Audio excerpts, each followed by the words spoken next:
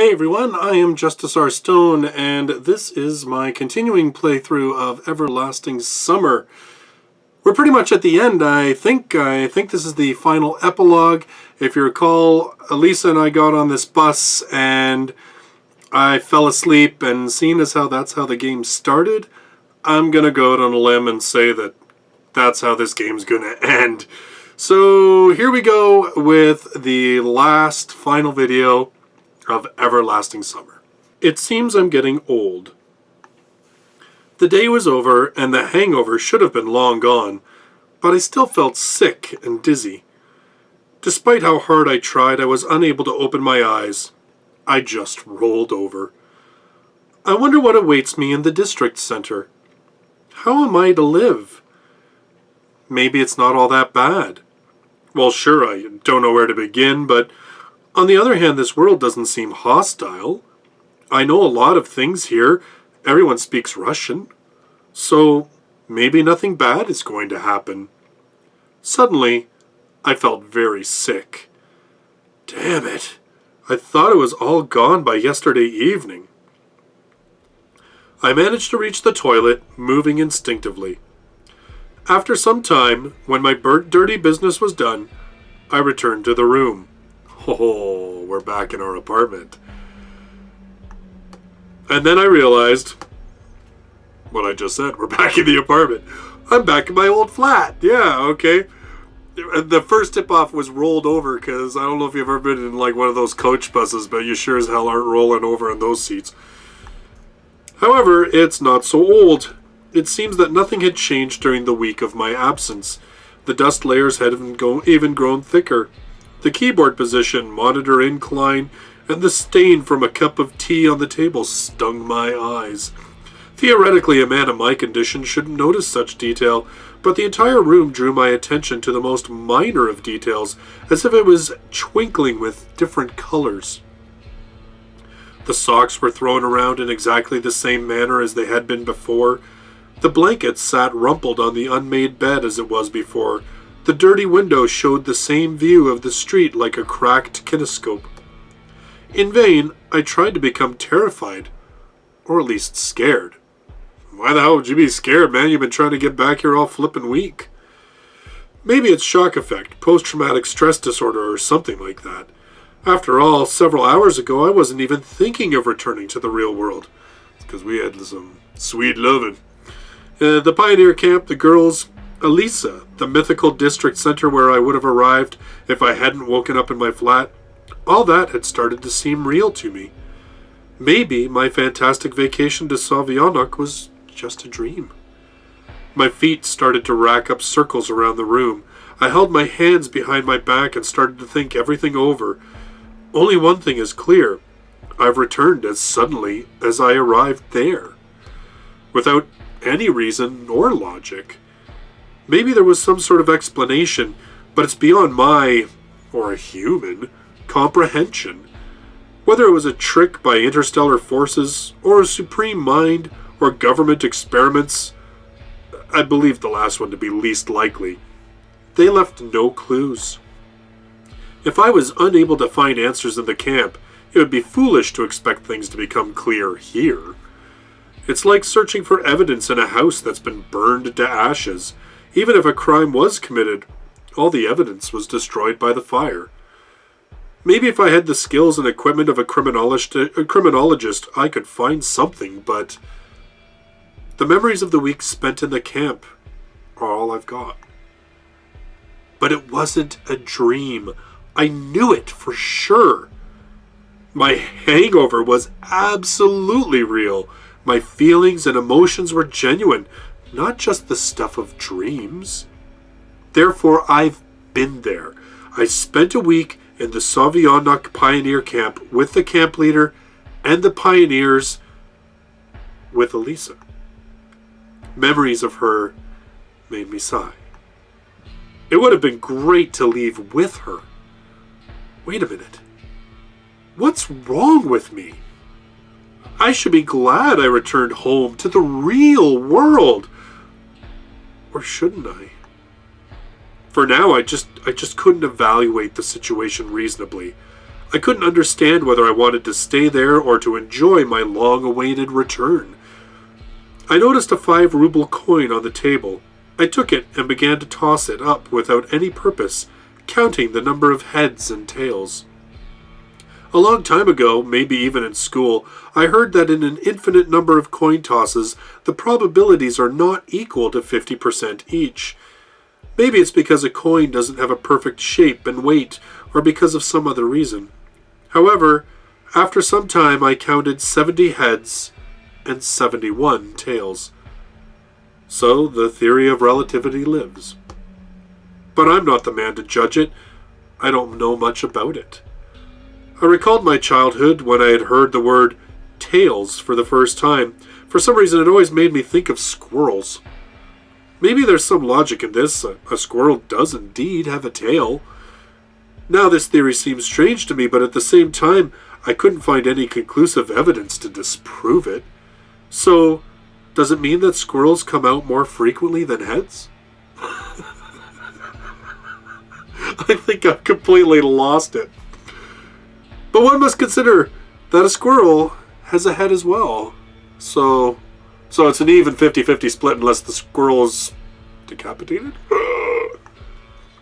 I yanked on my hair and sighed, exhausted. Now's not the time for thinking of such rubbish. On the other hand, what is now the right time for? What can I do? What is under my control? If I hadn't bothered trying to find answers during the week there, what would be the point of thinking now? Maybe I should just try to go back to my ordinary life. The words ordinary life were painful to me. Why did I choose that specific word? I could have said past, former, or something else. I guess because it was what I was used to. That's the most obvious answer. As they say, what you get used to becomes second nature to you. Instantly, all of the last week's events floated before my eyes. Did I really want to stay there so badly? Was just 1 week enough for me to get used to Olga Dmitrievna picking on me all the time? Olyana's pranks and joking around? Or Elisa's cheekiness and mockery? I had no answer to the question, but it's obvious that I already miss it. Although I'm sure I'll never return there. Obviously, I can't tell whether the force that brought me there might want to entertain itself again, and again, and again. It's possible. But for now I have what I have, an adventure that I'll remember for the rest of my life. Damn it! How many people get to experience something like that? Even books, even dreams about such things are unthinkable. The main thing is that it wasn't Dr. Moreau's evil island, but a normal Soviet pioneer camp with normal pioneers. And its commonness was overlaid by the astonishing origin of my arrival there. Anyway, it wasn't the worst experience of my life. Perhaps it was one of the best. Obviously, it's sad that everything just ended halfway through, but every story has an end. It's good that it's ended that way. Who knows what else could have happened? I don't think I'm convinced. Time passed. The events that took place in the camp now seemed more like a fascinating novel I once read. No, I haven't forgotten them. I could recall them in the finest detail. I remember how as a child I used to lie under a blanket with a flashlight and read a fascinating book about spaceflight until dawn. Sometimes I wasn't able to get up to go to school. My parents always used to scold me for that. But with every night approaching, I would carefully turn every page, trying to absorb every minor detail of the story. I had similar feelings about that pioneer camp. Reality, if I can consider it such, now seemed more like a book. I didn't think it was bad at all. In the end, the main thing is to remember, and it's not important whether these memories take the form of a slideshow, photos, video, or audio. Now, each bus made me feel both fear and hope. At first, I circled around the 410 route without purpose. Several times, I fell asleep on the same seat. But nothing happened. Not even a trace of something supernatural. As times went by, I stopped these idle trips. Something changed in my life. It just couldn't do otherwise. A couple of weeks after my return from the camp, I took up my guitar that was lying lonely and gathering dust in a corner. Striking a couple of chords, I remembered Elisa. For me, her image was inseparable from this instrument. At first it didn't work out very well. Maybe I just had no talent for music. I started reading teach-yourself books and watching video lessons. On the other hand, all the effort wasn't a burden anymore. I just played the chords and polished my skill. And as with any kind of activity, including music, practice makes perfect. About half a year later, I realized that I'd achieved some results. At least I could now smoothly play parts of my favorite songs. Satisfied with my progress, I put a couple of advertisements on music forums, intending to form my own band.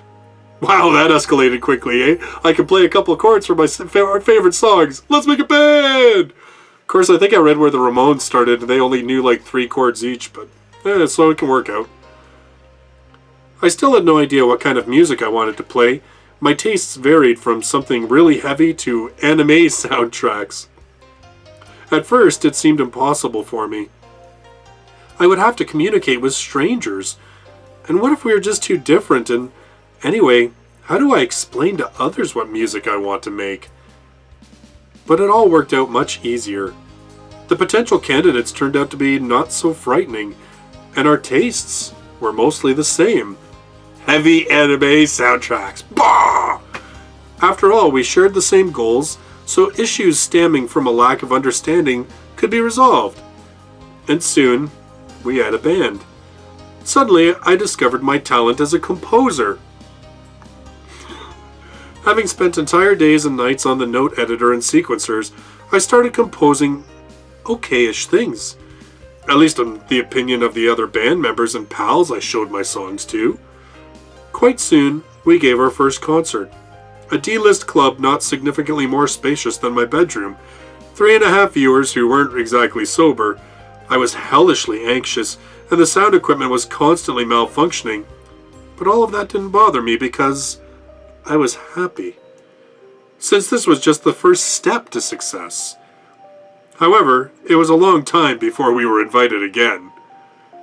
With great difficulty, we managed to record 3 tracks and publish them on the internet. The reviews were far from ecstatic, but it didn't bother me much. It was just a beginning. Maybe some considered our music just a leisure activity or a brief fixation, but for me it was becoming serious. After all, it was me who founded the band, and all the music was mine as well. I felt a personal responsibility for the fate of my creation. Every spare moment I spent on improving my performance technique, and after a year, I could already confidently say that I wasn't the worst guitarist in the world. Then, some sort of popularity came. We were giving concerts almost every week, and were finally getting paid. It wasn't important that it was just 500 rubles per man. The fact that our work was in demand and someone was ready to pay for it, even though we were usually a warm-up for other bands, was what mattered. I was sitting before my monitor, torturing a guitar.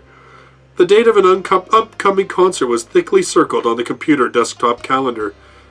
The very thought of that gave me goosebumps.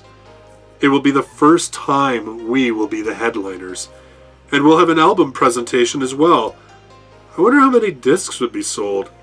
Of course, the CD era is already over, but there are still some who appreciate it. And maybe some will buy it just to support the band. I looked at the date once more. Yes, it is exactly a year since I returned from Sovionok. My smile reflected in the darkened monitor screen.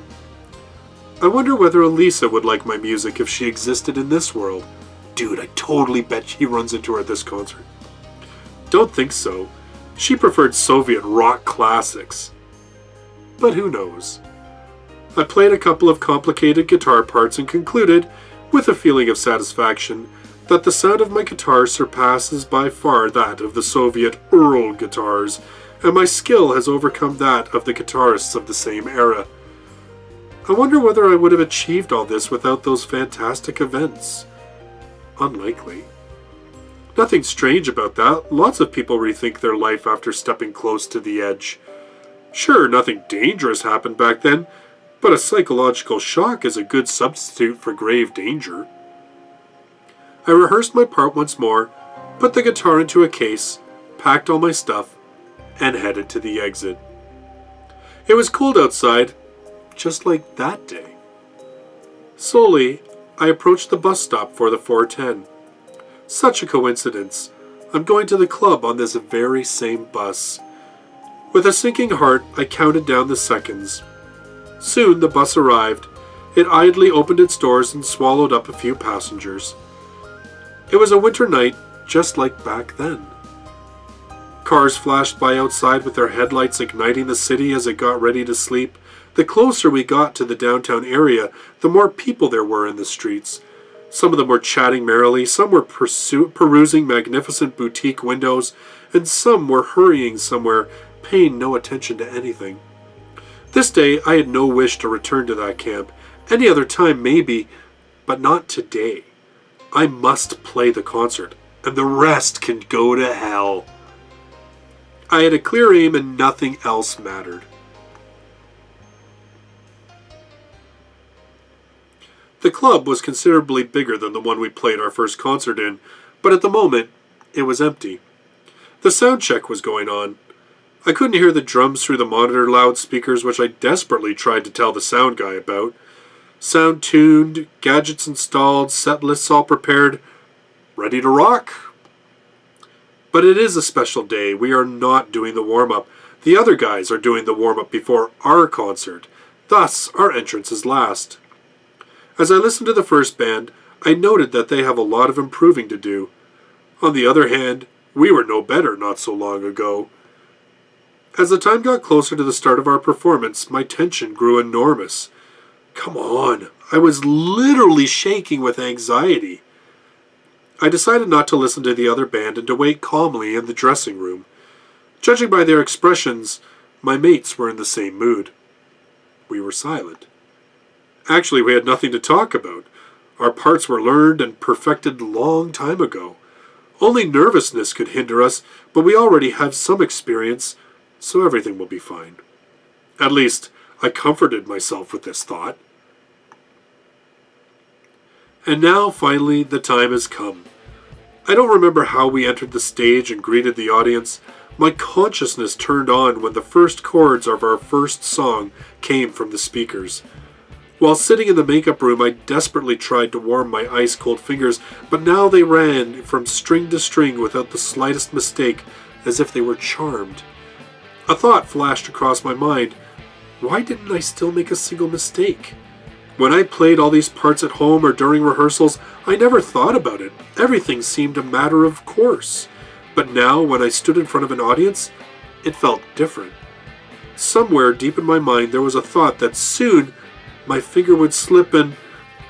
Thank goodness the thinking didn't interfere with my playing. Our performance was nearing the end, and now it was the time for the difficult solo I'd been learning for so long. By that point my nervousness had vanished, and I played through it perfectly, even better than during the rehearsals. Finally, our performance was over and the concert hall burst with applause. I smiled awkwardly, at least I thought so, and bowed several times with the rest of the band. They shouted "Encore!" to us. Even without them shouting, I would have been glad to play something else, but we'd run out of songs as we were just a newly formed band. Dude, first rule of band, keep one song back for encores. Okay, anyway. Because now it just makes you look like a dick and I walked off the stage. Euphoria prevailed in the dressing room as we congratulated and hugged each other.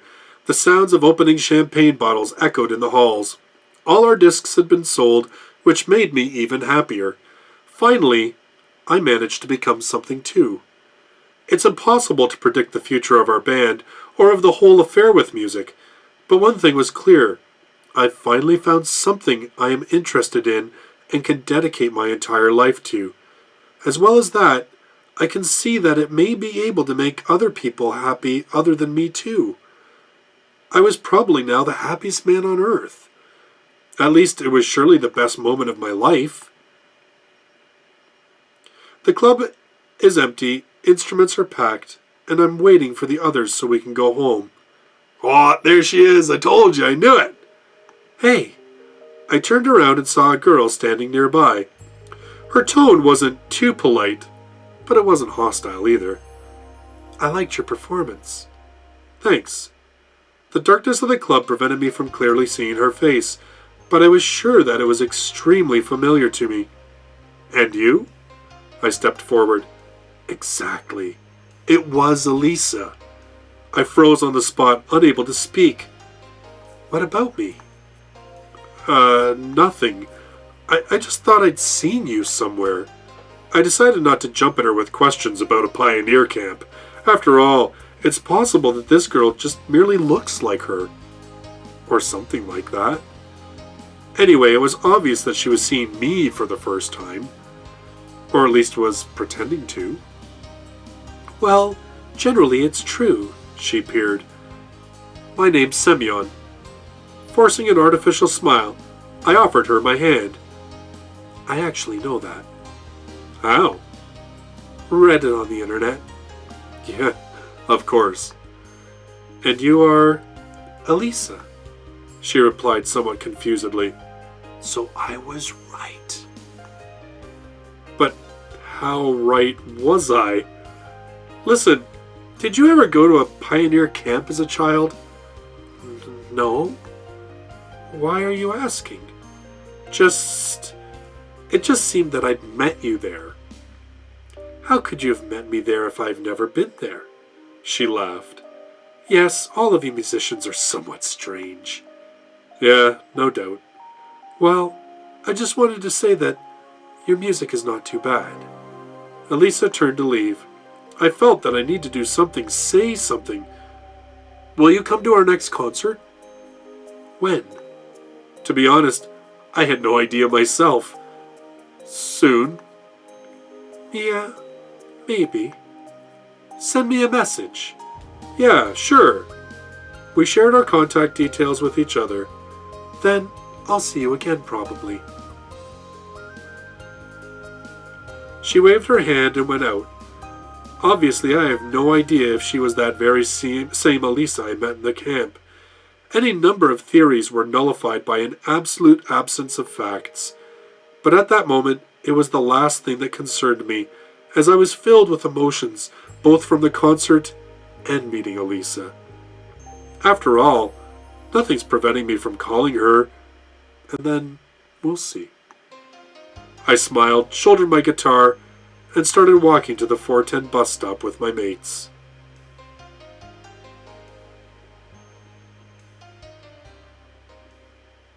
I'm guessing that's the end. Every story has its beginning and its end. Every story has its own outline, synopsis, contents, key points, a prologue, and an epilogue. And there is no book which, if you read it again, would not reveal new details you didn't notice before. Oh, is this where they're telling you to go back and play again? Every story has its beginning and its end. Almost every.